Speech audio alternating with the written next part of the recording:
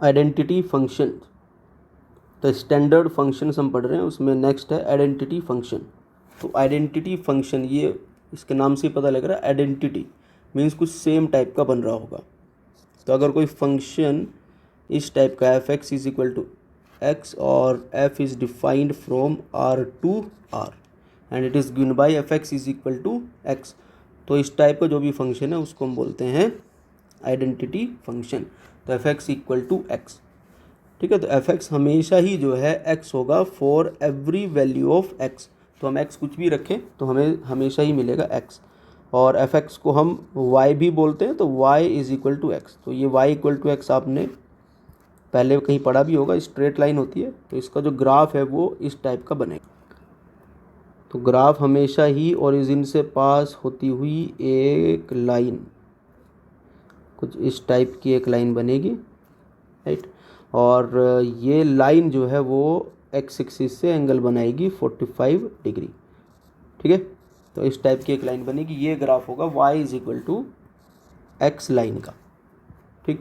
और इसकी जो डोमेन है, तो डोमेन कितनी होगी, डोमेन के लिए हम क्या करते हैं, टू गेट डोमेन हम चलते हैं एक्स एक्सिस पे। तो हमने एक्स एक्सिस पे चलना शुरू किया और ऊपर और नीचे देखते हैं। तो हमने ऊपर देखा ग्राफ नहीं दिखा, लेकिन नीचे देखा तो ग्राफ दिखा, क्योंकि ये लाइन है, ये आगे भी बढ़ेगी, है ना, मूविंग लाइन है ये, तो आगे भी चलती जाएगी, तो आगे चल रही होगी।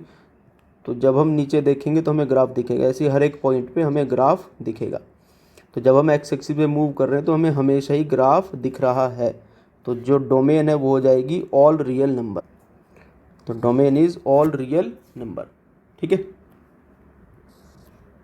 और रेंज के लिए, तो रेंज के लिए हम वाई एक्सिस पे चलना शुरू करते हैं बॉटम टू टॉप, तो नीचे से ऊपर की तरफ चलना शुरू किया, लेफ्ट राइट देखा तो हमें लेफ्ट में ग्राफ दिख रहा है, हमेशा दिखते जा रहा है। और कब तक दिखते रहेगा, ये हमेशा ही दिखेगा। हमेशा का मतलब for minus infinity to infinity, या फिर फॉर एवरी रियल नंबर। तो इसकी जो रेंज है वो जाएगी all real number, all real number are.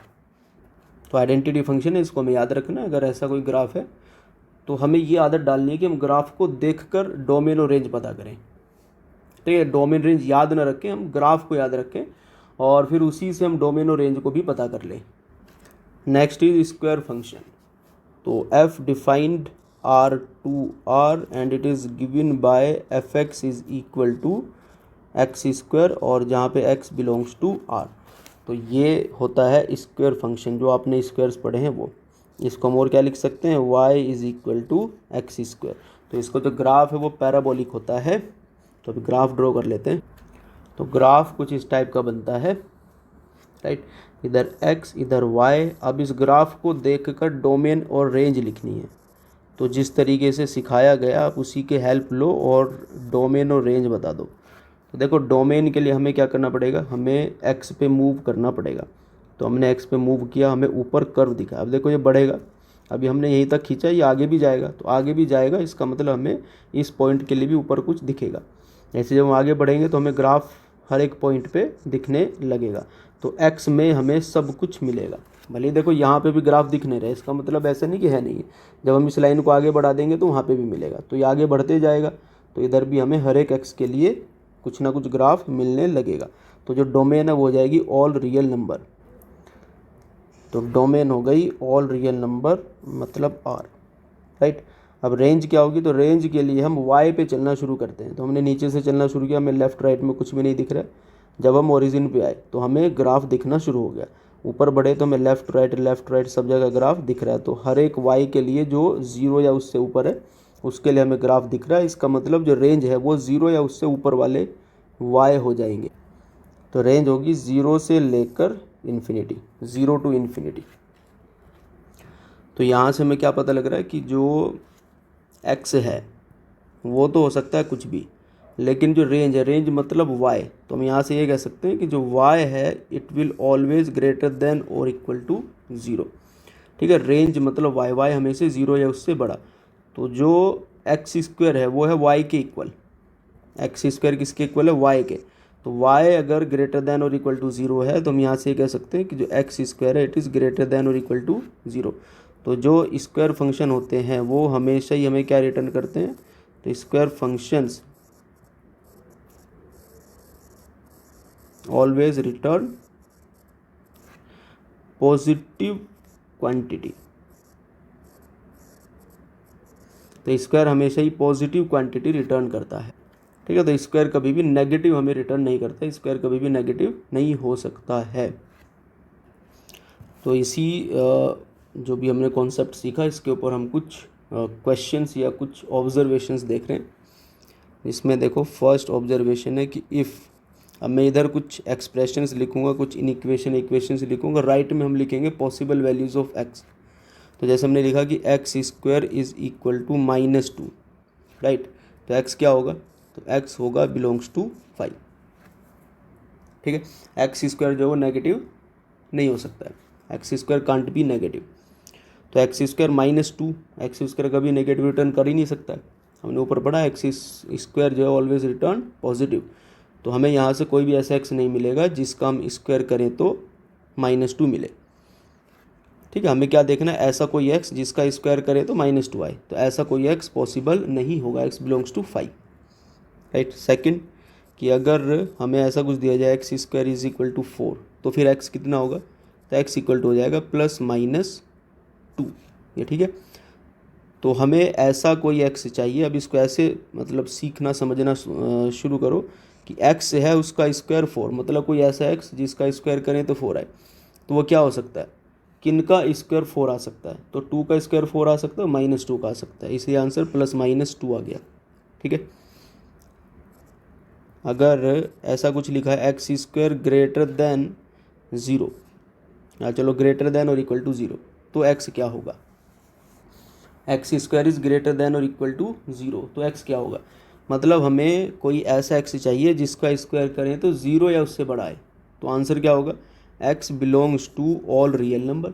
आप किसी भी एक्स का स्क्वायर करोगे, आप कोई भी नंबर लो उसका स्क्वायर करोगे तो आपको हमेशा 0 या उससे बड़ा मिलेगा। Always you will get 0 and greater than 0, ठीक है। तो हमेशा ही मिलेगा, हमेशा का मतलब for all real values of x. तो एक्स बिलोंग्स टू आर हो गया इस केस में, ठीक है। अगर हमने ये लिखा होता है एक्स स्क्वायर ग्रेटर देन 0, तो अब क्या है, एक्स स्क्वायर ग्रेटर देन 0 चाहिए, 0 नहीं चाहिए। तो हमें क्या चाहिए, एक्स स्क्वायर पॉजिटिव। तो हमें पता है कि एक्स स्क्वायर हमेशा ही क्या होता है, 0 या उससे बड़ा, बट अब हमें 0 नहीं चाहिए। तो फिर हम एक्स क्या ले सकते हैं, एक्स स्क्वायर 0 कब होगा, एक्स स्क्वायर 0 मतलब एक्स क्या होगा 0। तो हमें 0 नहीं चाहिए, ये नहीं चाहिए। तो फिर हमें क्या चाहिए, हमें सब कुछ चाहिए एक्सेप्ट 0। तो अगर हमने 0 को छोड़कर कोई भी नंबर लिया पॉजिटिव या नेगेटिव, उसका अगर हम स्क्वायर करेंगे तो 0 से बड़ा ही आएगा, पॉजिटिव ही आएगा। कोई भी नंबर अगर हम लेते हैं 0 को छोड़कर, तो इसका स्क्वायर 0 से बड़ा ही आएगा। X square less then 0, x square less then 0 मतलब हम कोई ऐसा एक्स ढूंढे जिसका स्क्वायर करें तो नेगेटिव आए। तो ऐसा कुछ हो नहीं सकता है, किसी भी क्वांटिटी का स्क्वायर 0 से छोटा नहीं हो सकता है। तो x बिलोंग्स टू 5, हम कोई ऐसा नंबर नहीं ढूंढेंगे जिसका स्क्वायर 0 से छोटा हो। एक्स स्क्वायर लेस देन और इक्वल टू 0, तो लेस देन और इक्वल टू 0, तो देखो एक्स स्क्वायर 0 से छोटा नहीं हो सकता है, ये तो हमें पता है। एक्स स्क्वायर 0 से छोटा नहीं हो सकता है, बट 0 तो हो सकता है। तो यहाँ से केवल एक ही आंसर मिलेगा, दैट इज़ 0। देखो X square less than equal to 0, इसको आप ऐसे लिखोगे एक्स स्क्वायर इक्वल टू 0 और एक्स स्क्वायर लेस देन 0। तो ये तो हो नहीं सकता, यहाँ से आपको कुछ नहीं मिलेगा, लेकिन एक्स स्क्वायर 0 हो सकता है, तो एक्स कैन बी 0। तो आपको एक ही आंसर मिलेगा, दैट इज़ 0, और 0 से छोटा तो कभी ये आएगा ही नहीं, ठीक है। एक्स स्क्वायर सपोज हमने लिख दिया -2 लिख दिया, तो यहाँ से हमें क्या मिलेगा, एक्स बिलोंग्स टू 5। एक्स कुछ भी नहीं हो सकता भाई, कोई भी ऐसा नंबर नहीं होगा जिसका स्क्वायर करेंगे तो -2 से छोटा, नेगेटिव तो हो ही नहीं सकता ना। तो -2 से छोटे का तो कोई सवाल ही नहीं होता है। अगर हमने ऐसे लिख दिया x square is greater than -2, तो फिर एक्स क्या होगा, तो हमें क्या चाहिए, हमें कोई ऐसा एक्स मतलब कोई ऐसा नंबर चाहिए जिसका स्क्वायर करें तो -2 से बड़ा है। तो किसी भी नंबर का आप स्क्वायर करोगे वो पॉजिटिव आएगा, किसी भी नंबर का स्क्वायर करोगे तो वो पॉजिटिव। तो देखो लेफ्ट में क्या लिखा हुआ है, it is a positive number, और राइट में क्या लिखा है, negative number. And positive always greater than negative, means X belongs to all real number.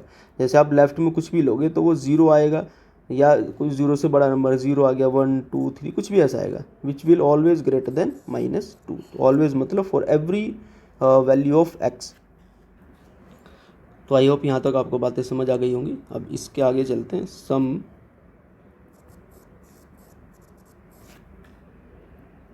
Standard equations. तो ये हम पहले भी पढ़ चुके हैं, या आपने ये पहले भी पढ़ी होंगी। हम एक बार दोबारा से लिख रहे हैं कि अगर x² लेस देन और इक्वल टू a² है, where a is a positive number, तो a कोई पॉजिटिव नंबर है, हम ये मान कर चल रहे हैं, तो it implies x lying between, बार लिखते हैं, तो x हो जाएगा -8 से लेकर a तक। ठीक है, इसको याद रखना है। तो कैसे याद रखना है, देखो लेस देन वाली इनइक्वालिटी है तो आंसर दोनों नंबर के बीच में। ठीक है, अगर हम इक्वालिटी ले लें x² इक्वल टू अगर a² है तो it will give 2 number, x equal two plus minus a, तो 2 नंबर है -a और a। तो अगर लेस देन वाली इनइक्वालिटी है तो आंसर दोनों नंबर के बीच में। तो इस तरीके से इसको याद रख सकते हो। x² ग्रेटर देन और इक्वल टू a², तो it will give x smaller then और इक्वल टू -a और x ग्रेटर देन और इक्वल टू a। तो अगर ग्रेटर देन वाली इनइक्वालिटी है ना, x² is greater than a², तो अगर ग्रेटर देन वाली इनइक्वालिटी है तो फिर x होगा छोटे नंबर से छोटा, बड़े से बड़ा। तो x is smaller than smaller number and greater than greater number. तो स्मॉलर नंबर है -a, ग्रेटर नंबर है a, तो -a से छोटा, a से बड़ा। ठीक है, इसी में अगर हम इक्वालिटी नहीं लेते हैं तो बस थोड़ा सा फ़र्क पड़ेगा। बस हम क्या करेंगे, सब जगह जहाँ पे हमने इक्वालिटी लगाई है वहाँ पे हम इक्वालिटी नहीं लगाएंगे। ठीक है, -a to a, x² greater than a², तो क्या हो जाएगा x स्मॉलर देन -a और x ग्रेटर देन a, तो फिर ये हो जाएगा स्मॉलर देन -a और x ग्रेटर देन a। इसी में अगर कुछ इस टाइप का है कि जो x² है it is lying between a² and b², जहाँ पे a और b दोनों पॉजिटिव, तो इस केस में x हो जाएगा x belongs to -b to -a and union a to b। ठीक है, तो ये आपको याद रखना है। अगर x² दोनों के बीच में आ जाता है, a² और b², जहाँ पे a और b ये दोनों ही क्या है, इसको ऐसे लिख लेते हैं, this both are positive numbers, दोनों ही पॉजिटिव नंबर है। ठीक, इसी में अगर x² कुछ ऐसा आ जाता है, a² लेस देन b², ठीक है, इक्वालिटी हमने नहीं लिखा तो हम आंसर में भी इक्वालिटी वाले को हटा देंगे, तो -b से -a यूनियन a से लेकर b तक। तो इसको याद रखना है। तो अगर इनको याद ऐसे भी हम सॉल्व कर सकते हैं बाय यूजिंग इनइक्वालिटी, बट अगर याद रख लेते हैं तो ज़्यादा अच्छा है, थोड़ी कैलकुलेशन हमारी फास्ट हो जाएगी।